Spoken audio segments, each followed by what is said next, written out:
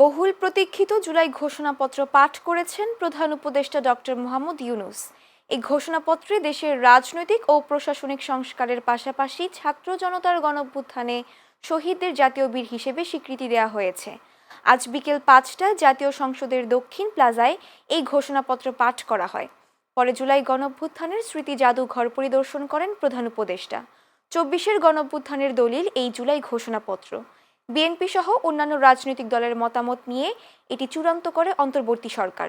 ইতোমধ্যে এই ঘোষণাপত্রের রাষ্ট্রীয় ও সাংবিধানিক স্বীকৃতির বিষয়ে দলগুলো সম্মত হয়েছে। জুলাই ঘোষণাপত্রের জন্য দাবি জানিয়ে আসছিলেন জাতীয় নাগরিক পার্টির নেতারা। ঘোষণাপত্রের দাবিতে কর্মসূচিও পালন করা হয়।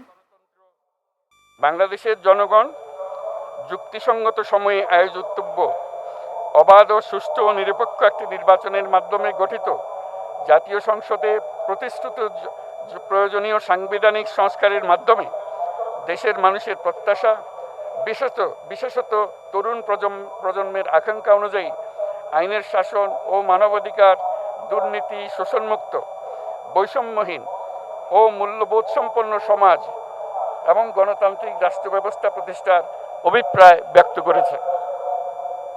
এবং সেহেতু বাংলাদেশের জনগণ এই প্রত্যাশা ব্যক্ত করছে যে একটি পরিবেশ ও জলবায়ু সহিষ্ণু, অন্তর্ভুক্তিমূলক, টেকসই উন্নয়ন কৌশলের মাধ্যমে বর্তমান ও ভবিষ্যৎ প্রজন্মের অধিকার সংরক্ষিত হবে।